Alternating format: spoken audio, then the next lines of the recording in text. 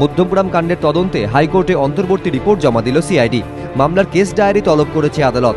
অন্তর্বর্তী রিপোর্টে সিআইডি দাবি করেছে, মধ্যমগ্রাম কাণ্ডের তদন্ত চলছে, কয়েকটি বৈজ্ঞানিক অনুসন্ধানের রিপোর্ট হাতে আসেনি, তাই নিগৃহীতার মৃত্যু কিভাবে হলো তা নিয়ে চূড়ান্ত মতামত জানানো সম্ভব নয়। আদালত জানতে চায়, কতদিনের মধ্যে চূড়ান্ত মতামত জানাতে পারবে সিআইডি? সরকারি আইনজীবী জানান, যত দ্রুত সম্ভব চেষ্টা চালাচ্ছে সিআইডি। সব অভিযুক্তকে গ্রেফতার করা হয়েছে, চার্জ গঠন হয়েছে। এরপর সিআইডির অন্তর্বর্তী রিপোর্ট অসম্পূর্ণ বলে দাবি করেন মৃতের পরিবারের আইনজীবী। তার সওয়াল, নিগৃহীতার মৃত্যু কিভাবে হলো তা এখনো জানাতে পারেনি সিআইডি, তাই এই রিপোর্ট অসম্পূর্ণ। তাহলে তদন্ত ঠিক পথে চলছে কিনা কিভাবে বোঝা যাবে? কি করে নিশ্চিত হওয়া যাবে যে ধৃতরাই মূল অভিযুক্ত? তাহলে গ্রেফতার ও চার্জ গঠনের মূল্য কি?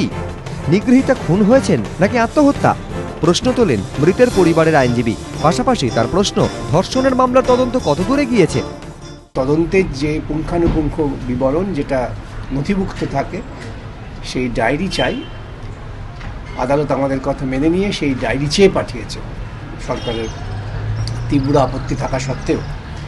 এখন সেই ডায়েরি থেকে খতিয়ে দেখে যদি দেখা যায় যে তদন্তে কোথাও গাফিলতি ছিল, তবে নিশ্চয়ই আদালত প্রয়োজনীয় ব্যবস্থা নেবেন।